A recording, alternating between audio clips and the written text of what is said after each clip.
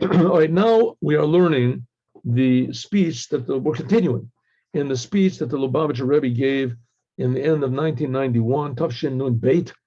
As we said before, it was just a very short time before he had a stroke, which rendered him paralyzed, and he couldn't speak.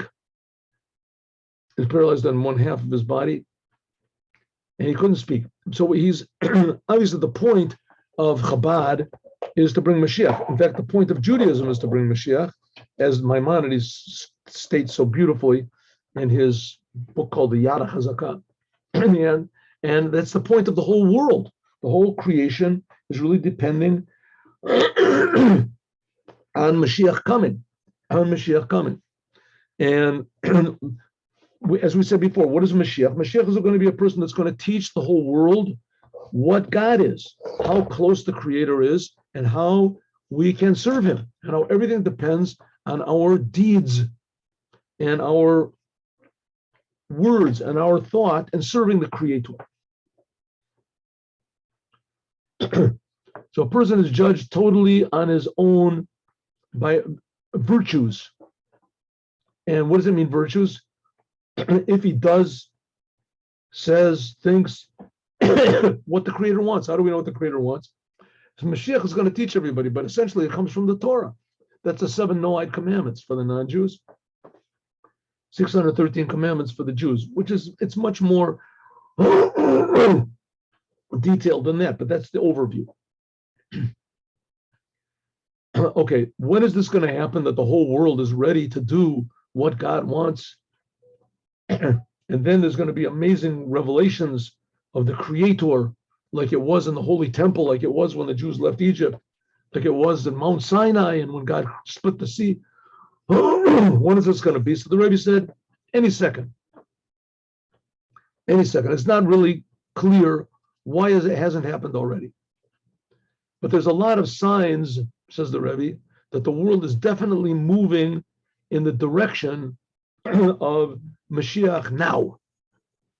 In other words, the whole idea of Mashiach coming is something like Moses taking the Jews out of Egypt. They never really believed it was possible.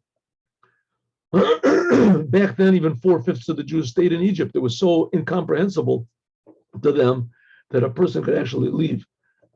In the future, redemption says all the Jews will leave. In fact, not only just the Jews, the whole world.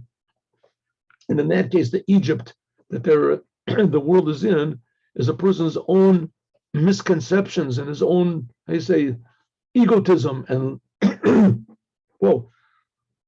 and self-limitations that he has people put on themselves, right? But their bad attitudes and bad things.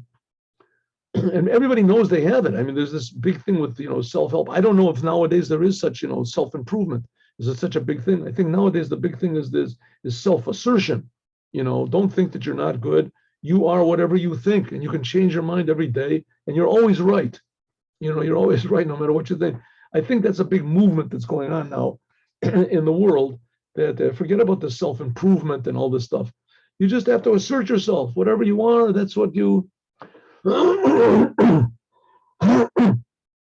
Okay, whatever it is, it's totally wrong. And the whole world is going to change to realize that there's a Creator, and the Creator has a will, and that the Creator is creating us from pure love and giving us the opportunity that we can do His will. That's even a greater benefit to us. How do we see the world is moving in this direction? So the Rebbe said France. We can look at France. In the time of the first Rebbe of Chabad, and today, Yuta Kislev, we're celebrating his freedom from prison.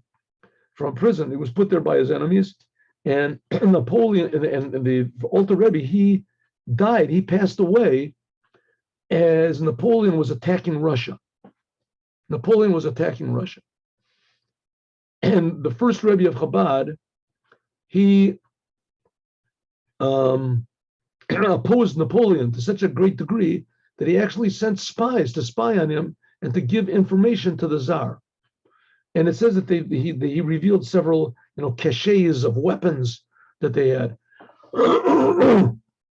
where they had their gunpowder and their, cannonballs or whatever it was. And that because of that, there was a contributing factor to Napoleon's defeat in Russia, when he attacked Russia. So the Alter Rebbe was tremendously against Napoleon. As we learned last time, he said if Napoleon wins, then it'll be great for the Jewish people. Physically, it'll elevate the glory of the Jewish people, but it'll be a disaster spiritually. It'll take them far away from their Father in heaven. And that's the whole essence of what a Jew is.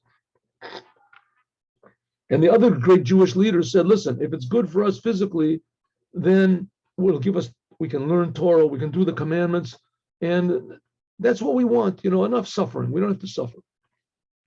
And the first Rebbe of Chabad said, I agreed 100%, it's not, but we cannot allow Napoleon to win. If he wins, it'll be a spiritual holocaust. There'll be intermarriage. So that, the fact that Napoleon was defeated, and that was 250 years ago. And since then, it's increasing more and more. Well, let's see, let's think about this 1 second. That was 200 years ago, wasn't it? When was he defeated? 1812. When was Napoleon? 1814 or something like that? It was defeated. 1812, something like that. It was defeated. And the Alter Rebbe passed away right then. That was the year. So that was like, 210 years ago. Okay, good, 10 and 10. So this, we can see the novelty of this generation. Now, this thing of France, it's not just a country. We're not just talking about a country, that it was a bad country or it did bad things. That also could be true, but that's not the point over here. The point is that France, at that time at least, it brought into the world a whole new feeling of, wantonness. Is the word wanton? Let me think of a better word. Of amorality.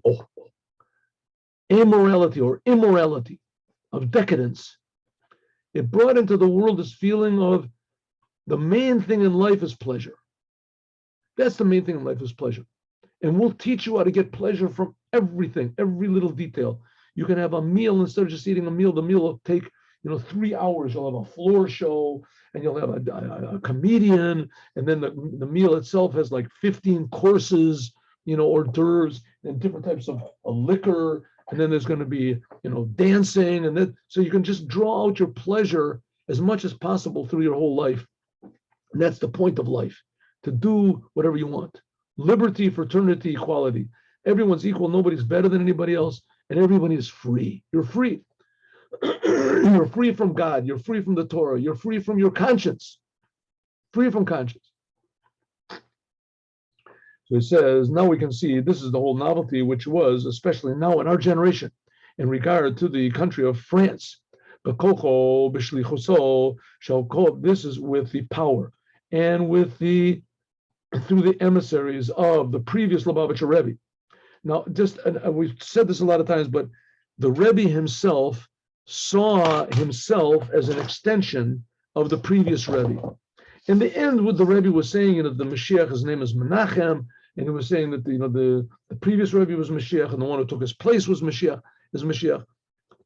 But nevertheless, the Rebbe saw himself as an emissary, as an extension of the previous Lubavitcher Rebbe. If you knew anything about the Lubavitcher Rebbe, the previous Lubavitcher Rebbe, all the Lubavitcher Rebbe, but the previous Lubavitcher Rebbe was just a truly amazing, human being. I don't know if there's ever been a human being in the history of the world like that. I don't know. Because the troubles that he had in communist Russia and through the Nazis and the Holocaust, it says a Rebbe is a person that feels the pain of every Jew in the world. How much pain there was, I don't know if there was ever such a situation where there was so much pain as there was in the Holocaust. All right, anyway, not going into that, and when the previous Rebbe came to America, so he was already paralyzed. He came in a wheelchair. He came the second time. He was there earlier in the 20s, but at the end of the 20s, he was there.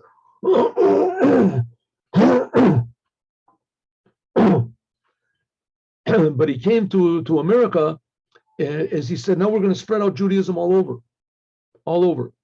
He said, through the work of the previous Lubavitcher Rebbe, that he put the seeds down for these, what's called the shluchim, the emissaries, as he transformed everything, especially France.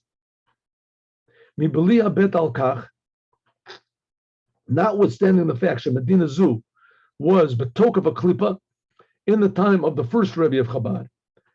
France was the ultimate power of, how do you say, evil, selfishness. Oh, let's say selfishness in the world. And it was totally against anything that hinted at fearing God. And especially, he opposed Chassidut. Because of this, Hitnaged Admor Azaki, and therefore the first Rebbe of Chabad, he opposed very powerfully, very assertively, Lenitzchona, to his victory, like we said before, to Napoleon's victory. And even the generations after that. Ro'obapol, we found, Shemetzav Tzarfat, that the how do you say, the status of France, Lo haya mesugal kolkach liyirat shamayim. The people, the Jews that lived in France, it was very difficult, if not impossible, for them to fear God, to do what God says, to respect God. V'gam also Eitzel Rabotenu, even by the Rebbes, those who filled the place of the Alter Rebbe, Lo haya b'kavius agiloi dafatzes Torah chasidus b'tzarfat. They were not able to spread out Judaism in France. In other places, yes, but not France.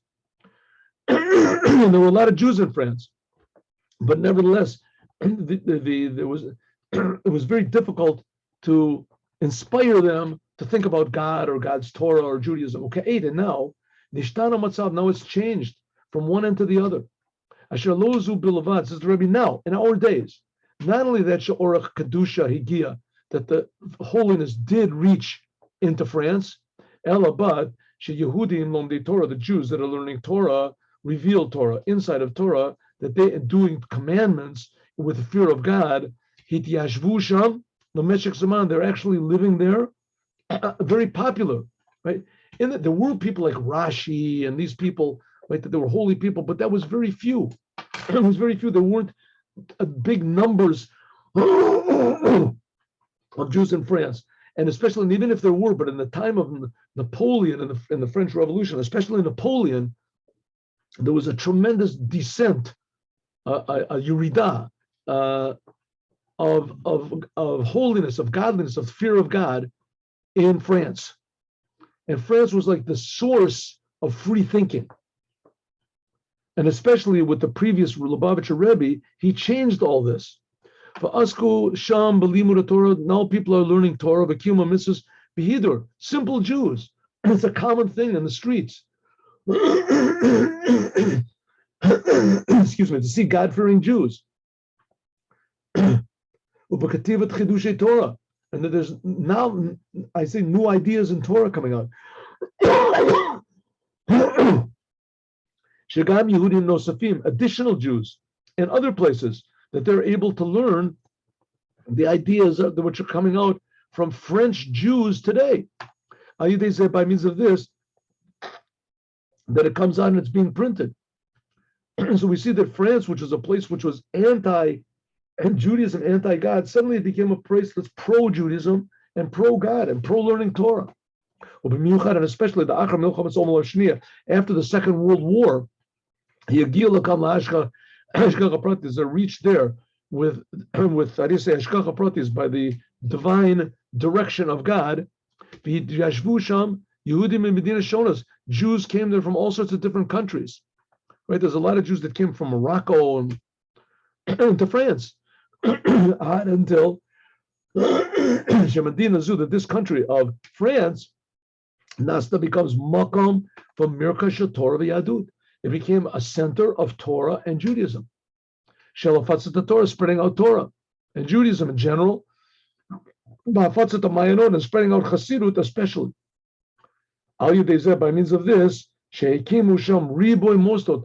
There are many, many institutions of Torah and prayer, including even Yeshiva Tomchei Tamimim in Lubavitch. Become also Achi Tamimim, another institution of Chabad, lower grades of education. How do you say, elementary school.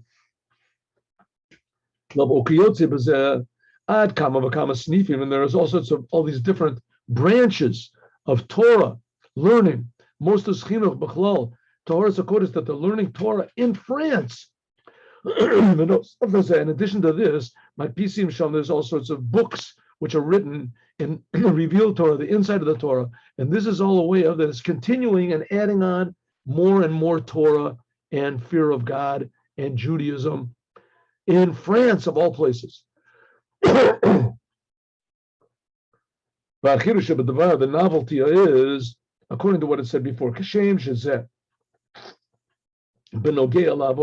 I mean, you have to. France was like the first place where really officially and big time there was intermarriage. Jews intermarried. And it says that even more, that when the soldiers of Napoleon, when they were conquering Russia, so they also managed to seduce a lot of Jewish girls. They saw these soldiers, like handsome guys, and they're maybe they knew how to speak their language, whatever it was. But they, who doesn't want to be on the winning team? And in France itself, there was tremendous drive for assimilation. Even more, what the change that happened in France, that now France has become a place where the tide has turned. Instead of Jews leaving Judaism, now there's Jews that were not observant, they come to be observant Jews. No, maybe now is the time to say a parenthetical statement. What's so important about Jews doing Torah? I mean, what do you care? Let everybody do what they want to. What do you have to be religious for? What's this thing about religion? Let everybody be good people and let them do what they want. So the answer is yes, you can do what you want, or you can do what God wants. Right? The question is, does God really exist? Is God really creating me or not? But every Jew wants to do what God wants. That's what it means that we're the sons of God. Every Jew, without exception, he wants to do what God wants. God is the creator of reality, of existence. Judaism is not just a religion. Take it or leave it. You can make up your mind, decide you want to go to heaven, you want to get the ultimate rewards, you want to make the biggest investment and get the biggest return, then you'll be a religious person. That's not Judaism. It could be all those things are true, but Judaism is to do what's true, to do what you really are. Right? Just like if a person wants to eat, he puts food into his mouth, he doesn't put it into his ear. The same thing is a Jew that wants to do, every Jew is hungry for God, he doesn't know it. How do you do it? You put tefillin on your arm, you learn Torah, you do the commandments. It's if you want to call it, a natural connection to the creator of the universe, and a healthy connection. That's why it's so essential that every Jew should do commandment, and every Jew will. That's the Moshiach is going to make every Jew return. And that's one of the reasons the Rebbe is the Moshiach, because people are deciding on their own, Jews, that they just want to express the truth. And even more, that they become the only ones in the world that express the truth. We are the representatives of the creator of the universe. He's creating everybody. Everybody's benefiting from this. Shemidor the door, that every single from generation to generation, Yehudim, Jews now are spreading out to all sorts of new places, in order to refine those places, to bring the awareness that there's God and His Torah to all these places that Jews can wake up. Sha'ari Shlemus Abur, the ultimate refinement of the world is kasher mityashvim b'makom ahu b'holach v'nimuso. When Jews are wherever they are, and they affect the place where they are according to the nature of that place. Just like the whole idea of Jews doing Torah commandments, every Jew decides on his own, according to his own nature. One person, what turns him on is he hears a beautiful song. Another person, he reads a beautiful idea in the Torah. Another person, he does this commandment, really affects him. Each and every one, he sees a rabbi, he sees something good, he remembers something his grandfather said. Everybody is in his own way what affects them. And so it is the whole country, every country, and the way that it affects that country. Menatzlim, we can use the customs of that place in order to add on in the service of God. Kamoke, and similarly, it's also been the service of all of our rabbis, that they spread out Torah and Judaism, and spreading out the well springs of Judaism outward, Asher b'meshech hadoros, in the course of the generations, nidvosef, bakal, even more and more. There's more chassidut spread out from generation to generation, and more people are absorbing these ideas of Chassidut, at least one. God is creating the world. God cares about us. When we do a commandment, we give God pleasure. But in our generation, it's added on also even France. There's a refinement of France. That notwithstanding on the fact it was the lowest place possible, and the customs were totally opposite God and in the fear of God. Right, the thing of France was decadence in this. And because of this, that's why the Alter Rebbe was so against the victory of France, because he knew that if you say to the Jews, you can do what you want, right? You can do Torah, you can do commandments, or you can have a good time, right? And be a happy person. Go to big parties and do whatever you want, but you can do Torah and mitzvahs. No one's going to stop you. The Jews will say, what do you think the Jews are going to say? Jews are fun-loving. France was the big opposition to Judaism. France was the capital of egotism in the world. Now what do we see today? There are living in this country Jews in our generation from the power of the previous Lubavitcher Rebbe, like we're going to see later on, we're going to see. And they refined France until now we can even use the customs of the place in order to add Judaism. And this is where the Rebbe also, he said, okay, we're going to take the song, the national anthem of France. Really, the Rebbe did it before. It's not so. The Rebbe did it before. I don't remember what year it was, but if I'm not mistaken, it was sometime in the 70s. And the Rebbe, I think, I have to look and see, or the 80s. Anyway, the Rebbe said, we're going to weaken the power of France. We're going to take the French national anthem, and we're going to put words of the prayer, the Jewish prayer to it. So the French national anthem was, and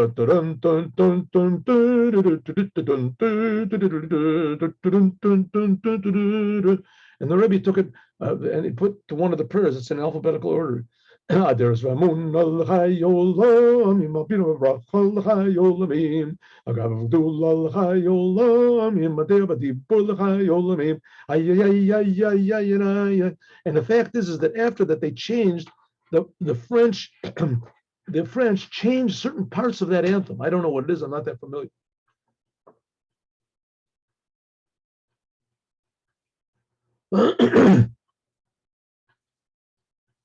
Okay, let's just begin this and then we'll continue. Yeshlom, we can say that the power to do this, this transformation of France, that this was this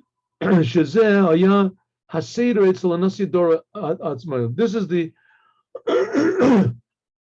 part of the whole plan and the order of things of the previous Lubavitcher Rebbe. Makomo Kavua, the place where the Rebbes were until the previous Rebbe, was Russia. Right? Afilu kasher yatsu, even when they temporarily left this country of Russia, which that began with the Rebbe Marash, the fourth Rebbe of Chabad. He left Russia in order to do certain things outside, to have an influence to help the Jews of Russia. It was only a temporary leaving of Russia. Etzel Nasi Doreno, by the previous Lubavitcher Rebbe, there was a novelty that he totally left Russia. In fact, he was expelled from Russia.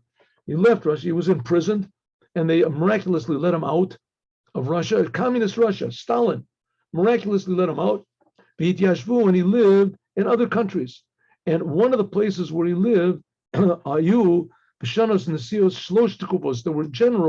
were three periods in the life of the previous, in the leadership of the previous Lubavitcher Rebbe.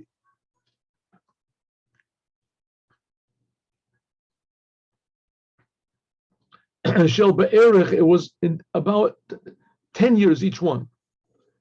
1920, he began to be the Rebbe. From 1920 to 1930, estimate, he was in Russia. From 1930 until 1940, he was in Poland. From 1940 until 1950, he was in America, and he passed away in 1950. Generally, there were three, each one was 10 years. We said, Hatakufa, the first one was from 1920, it says to 1928, was in Russia. That's when he was imprisoned, and he was let out of prison miraculously. And the second was from 1928 until 1940, Tafshin. He was in Poland. That's when the war began. And the third period was from 1940 until 1950. Then he was in America. According to what we said before, then every place you have to be as much as possible to use even the customs of that place to instill holiness in that place. Holech b'nei Musa, it says, as hoyu shinuyim mimakom lamakom. So therefore things change from place to place, and spreading out Judaism and spreading out Chassidut according to where that place is. So let's see, we'll just do one more. That's Yeshlom, we can say Shahoyel ve'etzel nasi, in a sense that by the Rebbe himself he was in these places, not just he sent emissaries, he was in Russia. Then in Russia he did his service, he completed the service of all the Rebbes before him in Russia, and then he went to Poland, and then there was a while when he was also in Latvia. Not until the Arts of Breed, he went to America, which America is on the other side of the globe. It's called the bottom side of the globe, right? The opposite side where the Torah was given. The Torah was given in Israel. So, this gave power that because he moved to so many places, this gave him power that he could instill holiness in every place, even in America, and even lower than America, right? And America was like France. In some ways, America was like France. There was freedom, and this is the novelty of our generation in regarding to the generation of the first Rebbe of Chabad. Because what's the purpose is to make the whole world, the creation, see that there's a creator. And in order to do that, it has to come in a living way inside of every aspect of the creation, and especially in every person. And that's the big novelty between our generation and the Alter Rebbe. In the Alter Rebbe, everything was in Russia. And the previous Lubavitcher Rebbe, after he purified everything and spreading Judaism in many, many generations from the Alter Rebbe, as therefore the service of this, of refining the whole world, right? This began when the Rebbe, the previous Rebbe, he got out of Russia and he started being in the world, and even more. The closer that the future redemption comes, and there's more and more completion of the world, then we find, I'm sorry, it's in our generation, we have received from the previous Lubavitcher Rebbe that this generation is that we can refine not just the world, we can even refine France, which France was the ultimate lowness you could be. A very interesting thing that in the American Revolution, the French wanted to help in the American Revolution, and the French also made their own revolution, right? They made their own revolution, and America refused to adapt the government and even joining together with France, because France had a totally different type of freedom. Essentially what it was is that France wanted what's called democracy, that the people would, so to speak, they would rule. And America wanted a republic, that the people, they would elect officials, that the officials would be responsible to the people, and the officials were supposed to be people that had really cared about their constituents and knew how to worry for their benefit. That's what it's supposed to be. In France, the whole thing was freedom. Freedom. And America was based very firmly on the belief in God, on the dollar bills, on all the money it's written. And God we trust. And the Rebbe stressed many times that trust is not just belief, and it's not just faith. Trust means something you do with money. You can have belief in God, you can have faith in God, but like we finished saying, remember last time, that a thief, when he goes to steal, he prays to God. Trust means that I trust God is going to give me the money in a permissible way. And that's trust. And every the details in my life are, even my money is connected to God, connected to the Creator. And France was not that way. France was free from God. Liberty, fraternity, equality. Free from the Creator. And therefore, America didn't want so much to have that much to do with France, even though they were both fighting for freedom and etc. It's very interesting. So it says that was one of the big signs that this freedom from God of France suddenly has become transformed. The Jews are doing Torah, doing commandments, and they want to connect to God in France itself. That's a sign of what's going to happen in the whole entire world today in one instant with the revelation of the Rebbe, Melech HaMashiach. Now let's do the Yom Yom. We have a Yom Yom. Yom Yom. In fact, you know what I'm going to do? Let's do a separate one, Yom Yom. We'll do a separate one. I want to, because this is a little bit longer. Today's Yom Yom. Stop the share. This.